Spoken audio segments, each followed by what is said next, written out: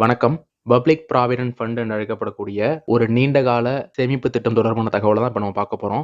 ஏற்கனவே நம்மளோட சேனல்ல இந்த திட்டம் தொடர்பான அனைத்து அடிப்படை தகவல்கள் அடங்கிய ஒரு வீடியோ இதற்கு முன்னாடி போட்டிருக்கிறேன். அதனுடைய தொடர்ச்சி தான் இது. அந்த தகவல்கள தெரிஞ்சுக்கணும்னு விருப்பப்படுறவங்களுக்கு அதற்கான லிங்க் இந்த வீடியோட டிஸ்கிரிப்ஷன்ல குடுத்துருக்கிறேன். தேவைப்படுவோர் அதனையும் பார்த்து பயனடையுங்கள்.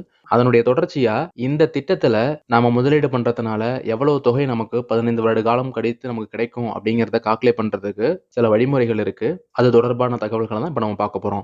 உதாரணத்துக்கு நாம கூகுள் சர்ச்ல போயிட்டு பிபிஎஃப் கால்குலேட்டர் என்று டைப் செய்து என்டர் பண்ணணும்னாக்கா, வர்ற நெறைய ரிசல்ட்ல ஏதோ ஒண்ணு நம்ம கிளிக் பண்ணிட்டு அந்த வெப்சைட்ல போனோம்னா, குறிப்பா நம்ம இப்ப பார்த்துட்டு இருக்கிற தகவல்கள் இருக்கிறது போல, 3 தகவல்கள அது கேட்கும். அதாவது ஒவ்வொரு வருடமும் நாம எவ்வளவு முதலீடு பண்ண போறோம் அப்படிங்கிற தொகைய கேட்கும். அடுத்தது இன்வெஸ்ட்மென்ட் பீரியட் அப்படின்னு கேட்கும். இது 15 வருட காலம் தான். அடுத்தது பார்த்தீங்கன்னாக்கா, ரேட் ஆஃப் இன்ட்ரெஸ்ட் அப்படின்னு இருக்கும். இந்த ரேட் ஆஃப் இன்ட்ரெஸ்ட் வந்துட்டு நீங்க எந்த வருடத்துல இந்த பிபிஎஃப் கால்குலேட்டர போய் ஓப்பன் பண்ணி பார்க்குறீங்களோ, அந்த வருடத்துல, அந்த நிதியாண்டுல என்ன வட்டி விகிதம் வழங்கப்பட்டு கொண்டு இருக்கிறதோ, அந்த வட்டி விகிதத்த தான் குடுத்திருப்பாங்க. அதாவது இன்றைய காலகட்டத்துல ரேட் ஆஃப் இன்ட்ரெஸ்ட் அப்படிங்கிறது 7.1% வழங்கப்பட்டு கொண்டிருக்கிறது. அதனால அந்த தகவல்கள அதுவாவே எடுத்துக்கும். இந்த 3 தகவல்கள் குடுத்துட்டு கால்குலேட் அப்படிங்கிற ஒரு ஆப்ஷன் இருக்கும். அத நீங்க கிளிக் பண்ணுனதுக்கு அப்புறம் அடுத்த 3 தகவல்கள், அதாவது அமவுண்ட் இன்வெஸ்டட், அடுத்தது இன்ட்ரெஸ்ட் ஏர்ன்டு, டோட்டல் அமவுண்ட் அப்படிங்கிறது உங்களுக்கு அங்க நீங்க பார்த்தீங்கன்னாலே தெரியும்.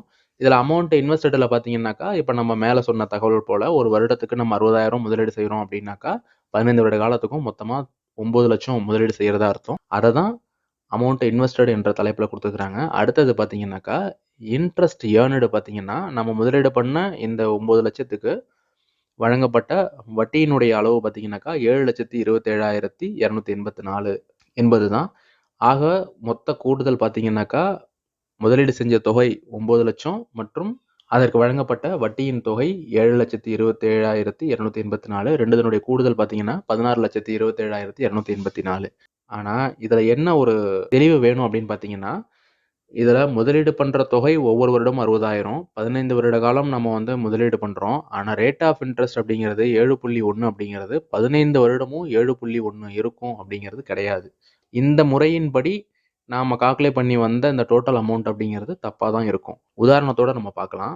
இப்ப நம்ம பார்த்துட்டு இருக்கிற இந்த தகவல்ல பார்த்தீங்கன்னா, மொத்தம் வந்து 5 காலம் இருக்கு. ஃபர்ஸ்ட் காலத்துல இயர் இருக்கு. செகண்ட் காலத்துல நம்ம ஒவ்வொரு வருடமும் முதலீடு செய்யக்கூடிய தொகை இருக்கு. 3வது காலத்துல ரேட் ஆஃப் இன்ட்ரெஸ்ட் இருக்கு. 4வது காலத்துல பேலன்ஸ் அப்படின்னு இருக்கு. 5வது காலத்துல ஒவ்வொரு வருடமும் நம்ம முதலீடு செய்யக்கூடிய தொகைக்கு வழங்கப்படக்கூடிய வட்டி இருக்கு. இதுல இயர்ல பார்த்தீங்கன்னாக்கா 1லேருந்து 15 வரைக்கும் மொத்தம் 15 வருடம் இருக்கு. இன்வெஸ்ட்மென்ட் எல்லா வருடமும் ஒரு பொதுவா உதாரணத்திற்கு எல்லாருக்கும் புரியணுங்கிறதுக்காக ஒவ்வொரு வருடமும் ரூ. 60,000 நம்ம வந்து இதுல முதலீடு பண்ற மாரியே எடுத்துக்கிறோம். அதேபோல 3வது காலத்துல ரேட் ஆஃப் இன்ட்ரெஸ்ட் இருக்கு. அது பார்த்தீங்கன்னா 8% எடுத்திருக்கிறாங்க. இந்த மாதிரி 15 வருடமும் 8% இருக்கிறதுக்கான வாய்ப்பு கிடையவே கிடையாது. ஆனா இதுக்கு முன்னாடி நம்ம பார்த்த தகவல்ல 7.1ன்னு இருந்துச்சுங்கல்ல, அதுவும் 15 வருடத்துக்கும் 7.1 இருக்கிறதா தான் ஒரு அனுமானத்தின் கீழ தான் அந்த தொகைய எடுத்து போட்டிருக்கிறாங்க. ஆனா உண்மை அப்படி கிடையாது. இது இன்னும் கொஞ்சம் தெளிவா பார்க்கணும் அப்படின்னு பார்த்தீங்கன்னா, இப்ப நம்ம பார்த்துட்டு இருக்கிறது தான் வந்துட்டு, இந்த பப்ளிக் ப்ராவிடென்ட் ஃபண்ட் அப்படிங்கிற இந்த திட்டம் தொடங்கிய காலத்திலிருந்து வழங்கப்பட்ட வட்டி விகிதத்திற்கான தகவல். அதாவது 1968ல தான் இந்த பப்ளிக் ப்ராவிடென்ட் ஃபண்ட் அப்படிங்கிற ஒரு நீண்ட கால சேமிப்பு திட்டத்த தொடங்குறாங்க. அந்த தொடங்கிய காலத்திலிருந்தே பார்த்தீங்கன்னாக்கா, அதாவது 68, 69, 69, 70 நிதியாண்டுல வழங்கப்பட்ட வட்டி விகிதம் வந்து 4.8. அதுக்கு அடுத்தது 1970, 71, 72, 73 அந்த காலகட்டம் வரைக்குமே பார்த்தீங்கன்னாக்கா 5% ரேட் ஆஃப் இன்ட்ரெஸ்ட் வழங்கியிருக்கிறாங்க. இதேபோல அடுத்தடுத்த காலகட்டங்கள்ல கொஞ்சம் கொஞ்சமா இந்த ரேட் ஆஃப் இன்ட்ரெஸ்ட் அதிகமாகிட்டே வருது. அடுத்தது பார்த்தீங்கன்னாக்கா, அப்படியே அதிகமாகிட்டே வர்றது 1986, 87 நிதியாண்டிலிருந்து ஆரம்பிச்சு 2000வது ஆண்டு வரைக்கும் பார்த்தீங்கன்னாக்கா 12%. இதுதான் இந்த பிபிஎஃப் வரலாற்றிலேயே அதிகபட்சமா இதுவரைக்கும் பதிவாகி இருக்கிற ரேட் ஆஃப் இன்ட்ரெஸ்ட். இந்த 2000வது ஆண்டுக்கு அப்புறம் பார்த்தீங்கன்னாக்கா, கொஞ்சம் கொஞ்சமா திரும்பவும் இந்த ரேட் ஆஃப் இன்ட்ரெஸ்ட் குறைய ஆரம்பிச்சிருச்சு. நீங்க பார்த்துட்டு இருக்கிறது போல கொஞ்சம் கொஞ்சமா குறைஞ்சு வந்துகிட்டே இருக்கு. அடுத்தது பார்த்தீங்கன்னாக்கா, இப்ப 2020லிருந்து 2023 வரைக்கும் உள்ள காலகட்டத்தில தொடர்ந்து 7.1 அப்படிங்கிற ரேட் ஆஃப் இன்ட்ரெஸ்ட் தான் தொடர்ந்து இருந்துகிட்டு இருக்குது. தற்போதுள்ள நடைமுறைப்படி பார்த்தீங்கன்னாக்கா, ரிசர்வ் பேங்க் ஆஃப் இந்தியாவானது ஒவ்வொரு காலாண்டுக்கும் ஒரு முறை வந்துட்டு அந்த ரேட் ஆஃப் இன்ட்ரெஸ்ட்ட மாத்திக்கிட்டே இருக்கிறாங்க.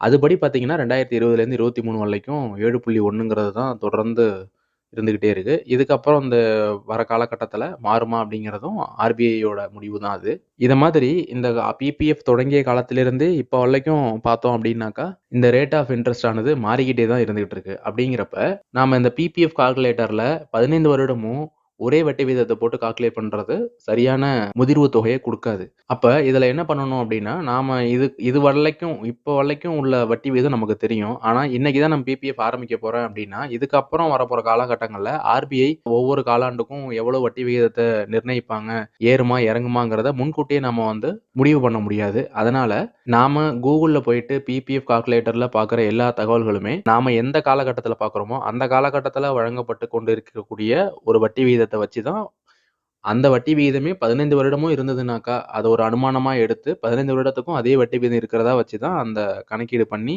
அதற்கான விடை நமக்கு கிடைக்கும். அதனால அத பார்த்து நாம வந்து குழப்பமடையக்கூடாது அப்படிங்கிறதுக்காக தான் அந்த தகவல நம்ம ஷேர் பண்றோம்.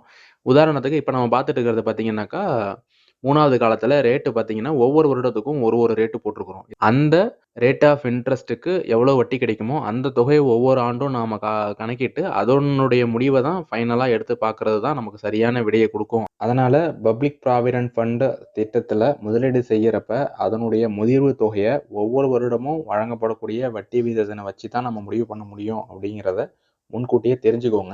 இதுவரைக்கும் பார்த்த பப்ளிக் ப்ராவிடென்ட் ஃபண்ட் ஸ்கீம் என்று அழைக்கப்படக்கூடிய பொது வருங்கால வைப்பு நிதி தொடர்பான தகவல்கள் உங்களுக்கு பயனுள்ளதாக இருக்கும் என்று நம்புகிறேன். இந்த தகவலை உங்களது உறவினர்கள் மற்றும் நண்பர்களுடன் பகிருங்கள். நன்றி.